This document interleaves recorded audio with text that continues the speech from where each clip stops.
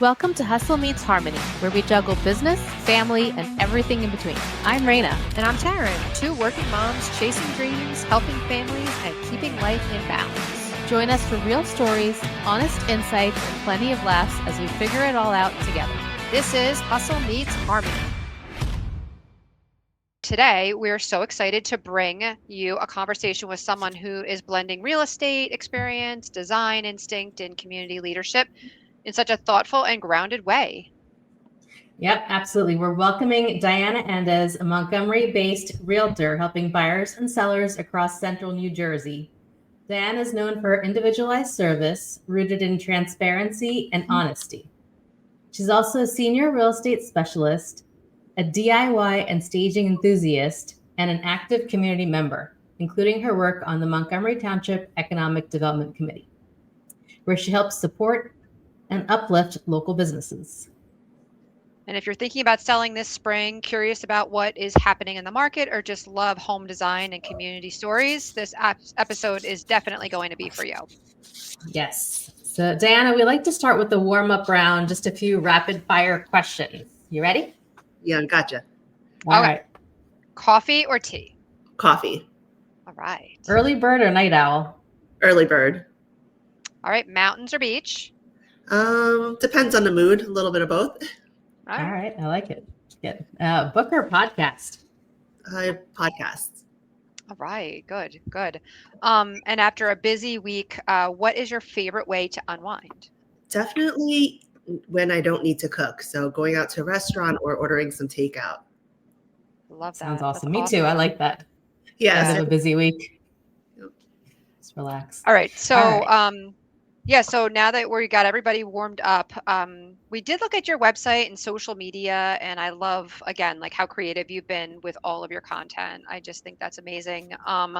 You just seem very transparent, honest, love the individualized service. How did you get started in real estate, and what kind of brought you to be using this specific approach? Sure. So real estate, I kind of fell into it.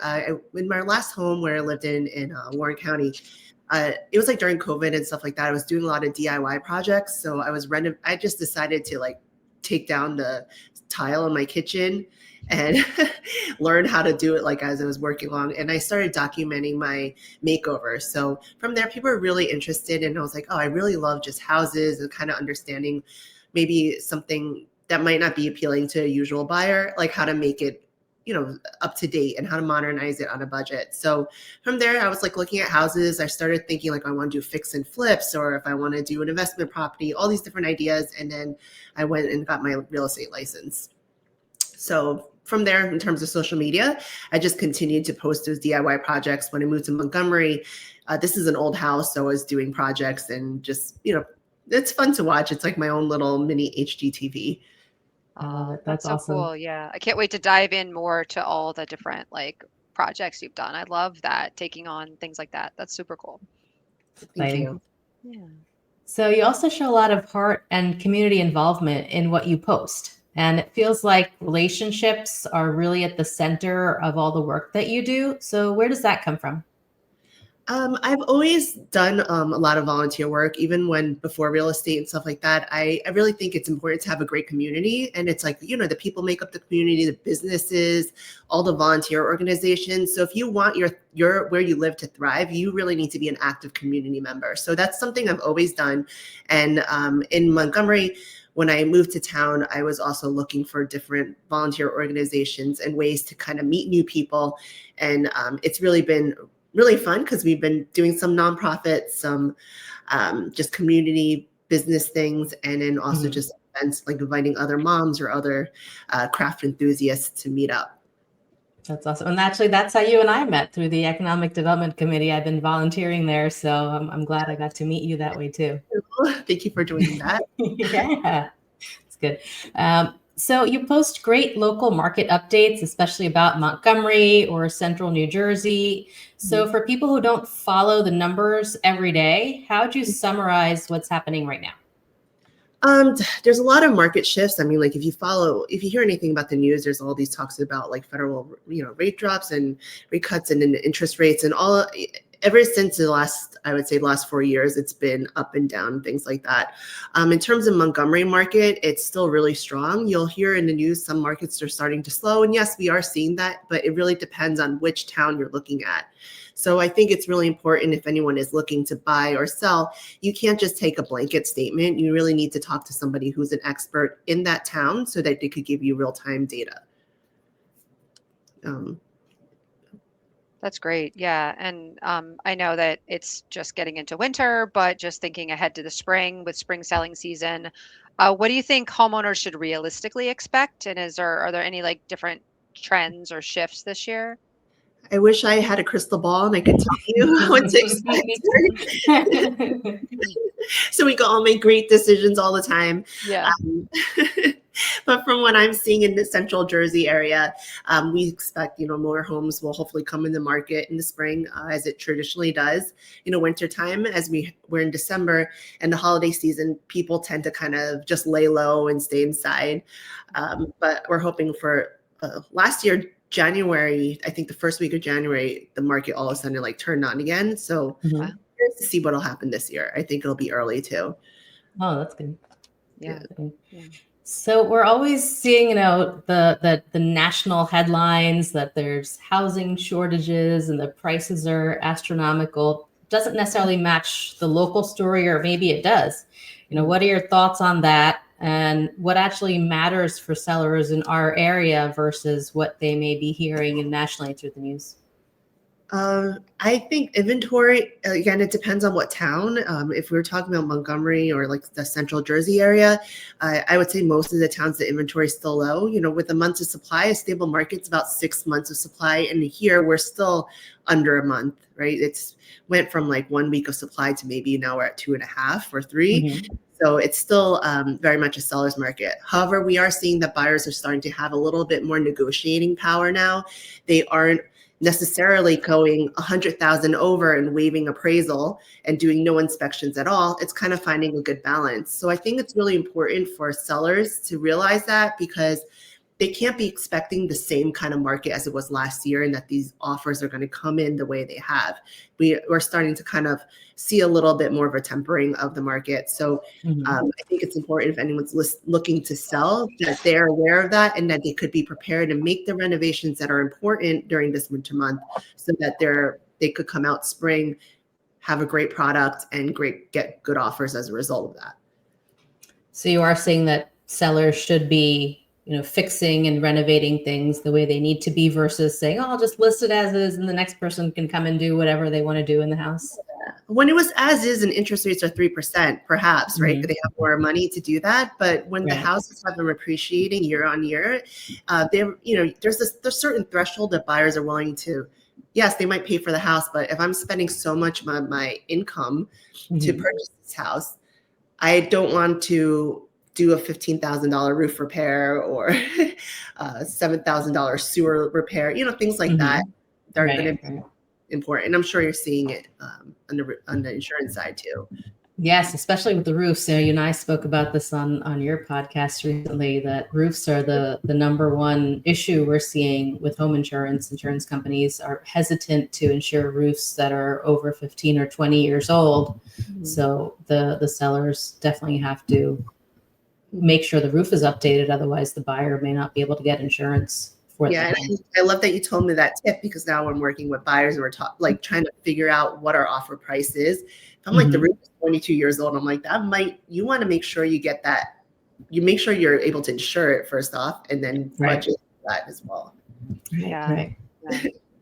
And like kind of on the same side, I mean, I think for you, what's really setting you apart is all that DIY and the design content that you're posting. I think that's amazing.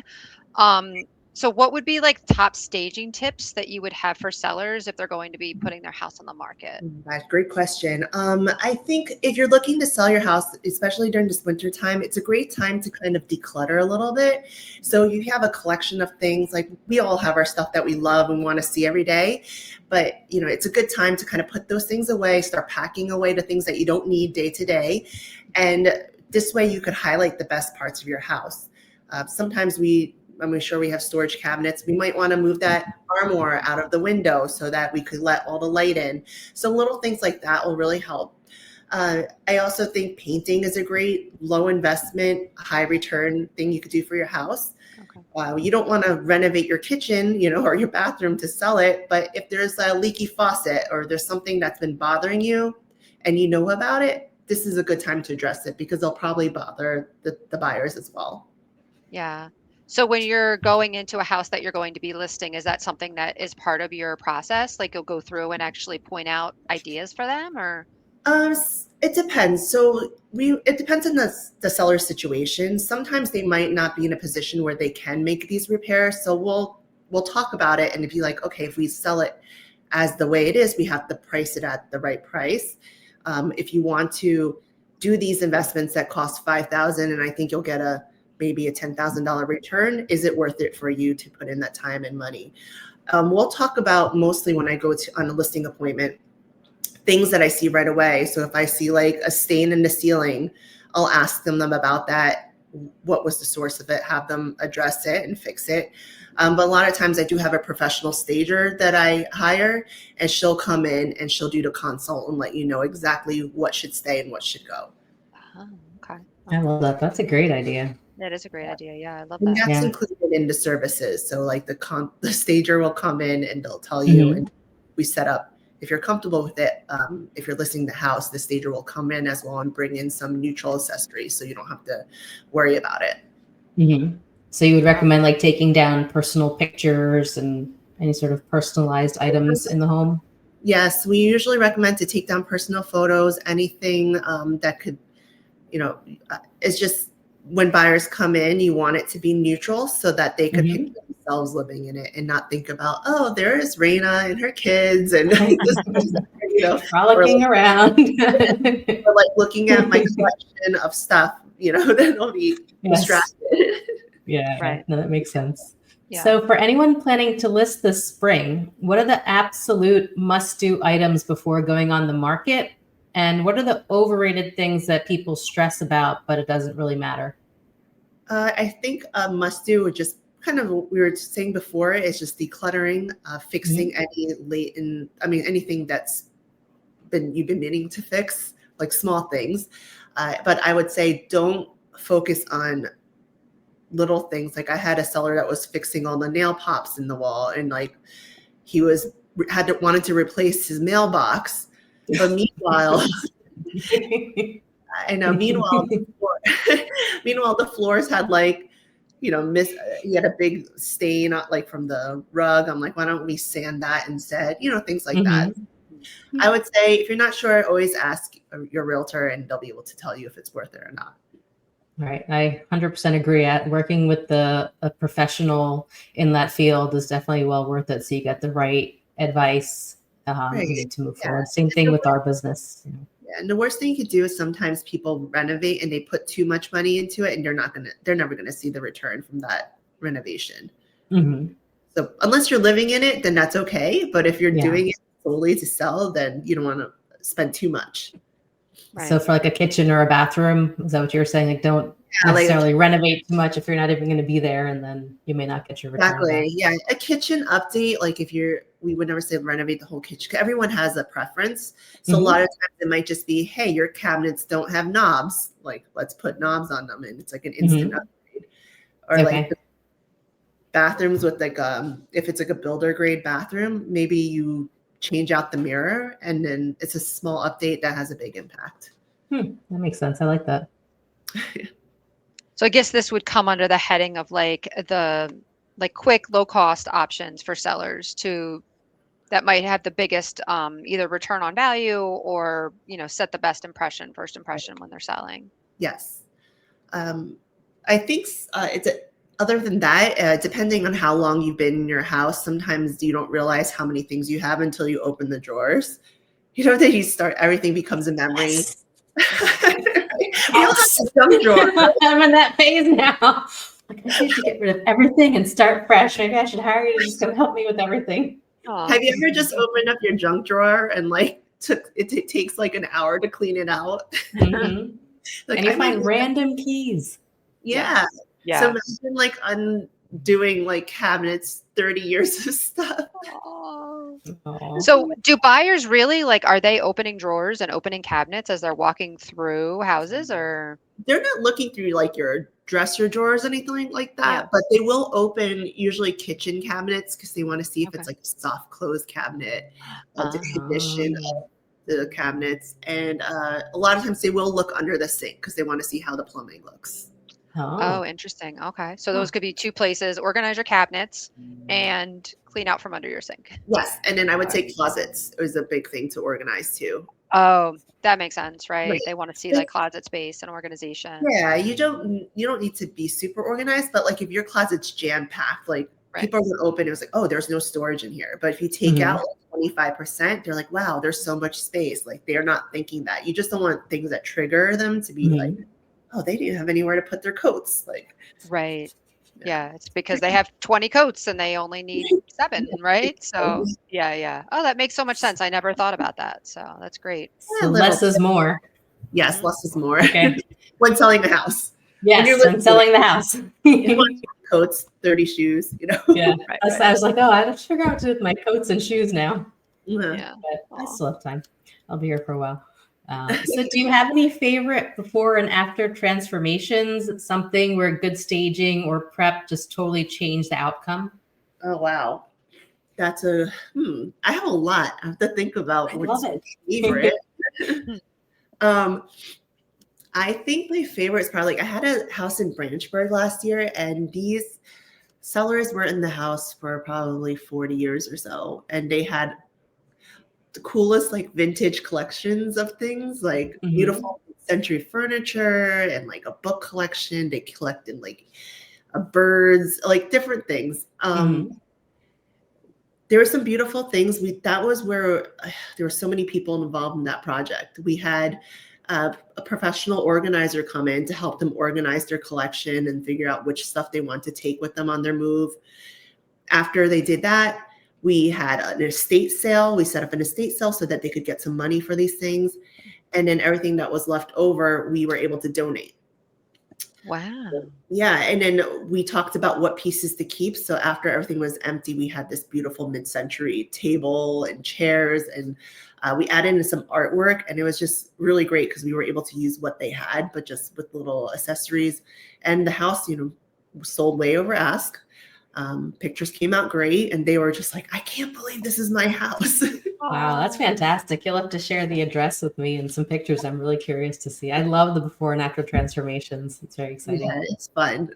I feel like you need a TV show. Like, I feel like what you're explaining is like an episode of a TV show that I have watched Mhm. before. So, Yeah, I think I you're don't ready for HGTV. People know. It'll be fun.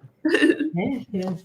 so Raina Mhm. told me a little bit about the fact that you serve on the Montgomery Township Economic Development Committee, which is super unique. So, can you just share kind of what that role involves and what brought you to be a part of it? Sure. So the Montgomery EDC, a lot of towns have this EDC committee, and it's to bring in businesses into Montgomery and also help our local businesses that are already here. I actually got approached by one of the township committee members. They found me on social media and saw all the business posts I was making, and then he approached me and said, "Hey, I think you'd be great for this position. I'm sorry, for this committee. Would you be interested in joining?" So I went, and then somehow I became the chairperson for 2 years. That's awesome. Yeah, but it's been great. We did one of the big projects we do is the restaurant week, and that's just a great opportunity to like feature local businesses and then meet up with friends for dinner and stuff like that. Make cool videos. Make cool video. Yeah, Raina did a bunch of. It's fun. I was tapped out because I did so many last year, Aw. and then she did some this year, and they're really great. And I loved it. It was so Yeah. much fun just to go out and talk to people. Yeah. yeah, and it's fun to discover something new because as much Mhm. long as you've been in town, there's always like new restaurants that maybe you were curious about, never tried, and then all it takes is like someone to talk about it or feature it, and you're like, oh, I should go check that out. Aw. Yes. A couple Now, of do you people actually record? reached out to me and said that, oh, I'm going to go try that place. I haven't seen it before. I was like, okay, that's great. That's awesome. Now, do you record all your own content, or do you have somebody that helps you with the recording or the editing, or? No, I do everything myself at the moment. Okay. Okay. I'm You're trying to doing a recoup really it. great job. Your Oh, content is fantastic. I was really thank blown you. away. So, I'm trying to get my daughter to do it, but oh, there you go. she's How not old is convinced she? yet. Oh, she's 15. Okay. Oh, good age for that, right? Yeah, but Yeah, they're busy. of course. Yes. We have the same conversation. Like, can you help me? She's like, I don't have time. I'm Oh, busy with their Yeah. social life and Yes. homework and sports. yeah. Yes. Yeah. Yes. That's exciting. So, how does being involved in the township development shape your understanding of the community and the direction that Montgomery is headed in? Whoa, a loaded question. Okay. My Answer my, any involvement, part you want or however you want my it. involvement in the community shaped Montgomery. I'm sorry, can you repeat that again? No, just shape your understanding of the community and the direction that Montgomery is headed into. It's been like, farmland for so many years, and now we're seeing more housing and commercial properties being built. So just what are your thoughts on that? Oh boy, that's like a loaded question because there's a lot of people who feel very strongly on both sides. Yes, they do. As someone who was originally from the Hunterdon County, Warren County area, I liked Montgomery because it had the open space and it also had like ShopRite 10 minutes away. Yes. Or like Princeton's only 15, 20 minutes away. There was like a lot of things to do. So I think it's important to preserve some of that open space in the parkland. But personally, I don't mind all the new development of like stores and things coming in. I know the housing thing is an issue, but we need to meet the Mount Laurel guidelines. So don't know what the right answer to that is. But I think Montgomery's a cool town. I think it's been under the radar for a long time. But once people know about it, they all want to move here as, know it. Yeah. No. It's a great town with great schools and awesome community. There's I'm a lot to excited do for here. it. Yeah, me too. As I ask people, I think they're just either really opposed or really excited. It's Yeah, okay to be a little bit of both. I feel like that. I mean, Sounds like Flemington's got a Target now. So well, we have something massively going on now too, which is also a little bit you're either opposed or you're for with our the big hotel project. Oh yes, down Main Street. So so we're getting 100-room hotel and then 200 apartments, like literally right across from my office. Like I can walk there. So a lot of people just wanted to preserve the historic quaintness of Flemington, but at the end of the day, for business owners, which I'm sure you see in your town too, like we need people to come to the town to spend money and walk around and stay. So in order to do that, we need these housing and all that. So yeah. So if there's business owners that are listening to this that are thinking of maybe moving to the Montgomery area, like what would you tell them about the local business landscape right now?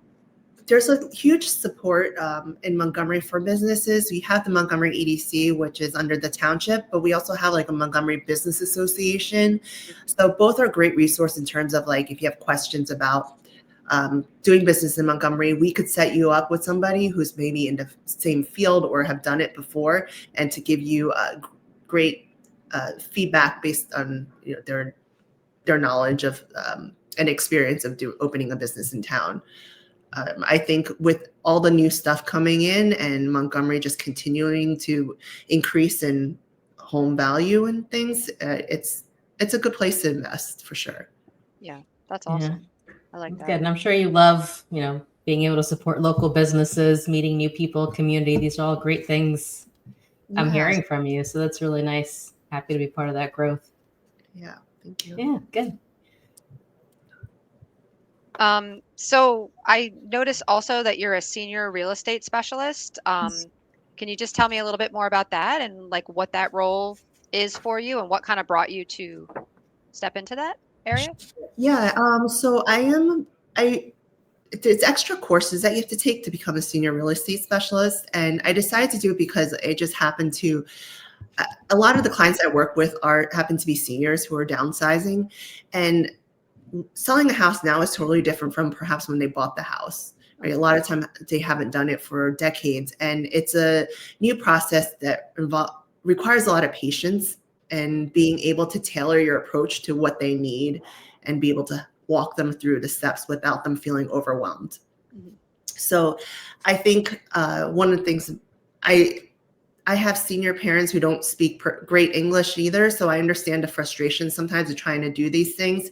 So I really do enjoy working with people who perhaps need a little bit more patience and understanding through this home purchase or sale. So I decided I'm going to get the senior real estate specialist designation so that this way I could connect with other people. And if they know somebody in the area, we could at least refer back and forth. Oh, I like that. I really like that Yeah. a lot. I have a big part of my heart for seniors as well. Like I just love nothing more than sitting with them and like hearing their stories, and I just think that's amazing. So I like that you kind of saw that with your parents and then wanted to help others in a similar situation. So that's great. Honestly, like you said, Taryn, like they have great stories. They've lived a life. They've been through the different chapters that we haven't been to yet. And Right. I love speaking with them because they give me good advice. As much as I'm helping them with the real estate part of it, I get like life lessons about like, Yeah. you know, you're too lucky to be sad about this, or like, Right. don't worry so much about this. It's not going to matter in 10 years. Yeah, for You're sure. moving on to Oh, better things. Yes. Next part of your life, bigger and better, Yeah. or smaller and better, whatever. right. Yes. So, are there specific challenges or emotional themes you often see when families are navigating downsizing or major life transitions? I think it's just most people are just overwhelmed. Mhm. Buying a house, it's actually only 45 days is typical closing, and people are like surprised, like 45 days? I thought I had 6 months. Yeah. And they're like, that's fast, and it's overwhelming, Yeah. managing all the different moving parts. And depending on the situation, sometimes with seniors, sometimes there's 5 kids involved, and you got to manage the 5 kids' personalities plus that person who's actually selling the house. Wow. Yeah, but it's good. I enjoy that. Mhm. That's great. And then if there's someone out there that's considering reaching out to you, maybe to list or to go out and you can help them find their dream home, what would that first conversation look like, or consultation, or how do you handle that? Usually starts with a phone call. We'll just kind of talk about what they're looking for, and then we'll set up a formal consultation either through Zoom or in person, whatever they prefer. I have a buyer's guide and a seller's guide that we review top level, and then I always say like we'll go in more detail because it's super overwhelming at first. But everyone learns differently. Some people want all the information at once, so depending on what they need, we'll tailor that approach so that they feel comfortable. Okay, that's good. Nice. And for anyone on the fence about whether, this is the year to sell, what's your advice on that? People always say, wait, do it now. Like, what are your thoughts? If you're looking to sell, you should just, the inventory is low. I'm sure you'll get a lot of buyers for it. But again, it depends on the condition of your house, what price you price it at, and how you prepare your house for sale. Okay. Yeah. So you can never time the market. Not time to market. No. You need that crystal ball, Diana. We need that crystal ball. Well, but if you are interested in selling, we're happy to make an appointment. Come take a look at your house and see what needs to be done, and we could come up with a price that makes sense, and go from there. Yeah, that's great. I mean, we like all the different perspectives on all of this because I know everyone kind of defines balance differently. So I feel like Raina has a question about that, actually, that has something to do with the podcast title. Okay, all right, let's hear it. So what does hustle meets harmony mean to you? Oh, I thought about that because I was thinking when I saw it, I was like, oh, what's hustle? Hustle means harmony. Okay. I think hustle, right? We're in the business of not that I want to be in a hustle culture, but we are hustling, right? We need to make sales. We need to get new clients, keep that pipeline going. And then at some point, we need to find that right balance where everything goes, and you have the system set up, and you have the right people to contact in place if a client needs something, and how to get to that finish line where it's harmonious. Yeah. I love it. And how about That's like awesome. in your personal life? Like, how are you keeping everything in harmony when you're also hustling so much on the business side? That's like the $1,000,000 question. Because I need to know, because I'm trying to figure it out for myself. So. I'll let you know when I figure it out. There you go. Right now, we're just You thinking share with me. day by day. What do I need to do today? Okay, where do There the you kids go. need today? Where does my Yeah. husband need today? You know, like Yeah. the Yeah. house. Yes. I know. Yes. Like we're That seems all to in be it a common theme. Our prior guests do the same thing, just day by day. day by day. And that's what we're all learning. We're Yeah. doing it together. I mean, I wish I could, plan out by the minute, but Yes. it's not the kind of. I'm in Doesn't the always wrong. work that way. Yeah. Things change and you have to be adaptable to it. Yes, absolutely. So But how? yeah. Wait, Well, you thank asked- you so much for being here today. Oh yeah, good. Oh no, I was just saying. You asked I'm me sorry, were what you saying something? hustle. You asked me what hustle meets harmony means, and to me, I was just wondering what it meant. Yes. I think it's the same thing. We work hard, but through all of that, it's okay to take a step back and just relax and enjoy what you're doing. And I say this all the time. It's not about just reaching a certain destination. Just stop and enjoy while you're getting there. Enjoy the journey of life. So that's what it means to me. Work hard, play hard, enjoy yourself. Yeah. Yeah. And I think for me, we threw around a lot of names for the podcast, and a big word that we were using at first was balance. But in my opinion, balance is like everything's equal. Right. And at least in my life, nothing's ever exactly equal, but I'm trying to keep everything in harmony. So there may be a season where my husband and the kids and home gets more of my attention. And then there's other seasons where work is getting more of my attention. And sometimes I'm trying to spend more time on me, because I feel like self-care is definitely important. So it's like trying to keep it all in harmony, I guess. So that's Yeah. what it means to me. Gotcha. But, I love that yeah. answer. That was good. That's good. So Yes, I'll just how can people reach out to you? Like, what would be the best way for people, whether it's Instagram or website or anything like that? And you can reach. I'm on Instagram, on website, on LinkedIn, on TikTok, even. But my phone's. wow. Yes, I know, right? We have to do all these different medias for all the different Yes. generations. Yeah, for Mhm. sure. But you can reach out to me at Diana@InStyleRealty.com. Awesome. That's awesome. Well, thank you so much for joining us today. You shared a lot of practical insights and so much heart. That was really nice. I enjoyed speaking with you. I enjoyed talking to you too. Thank you so much for having me. Yeah, and for anyone that's out there listening, whether you're building a business, a home, a life, we're figuring it all out together, one conversation at a time. This is Hustle Meets Harmony. See you guys next time. Thank you. Bye. Thanks for tuning in to Hustle Meets Harmony.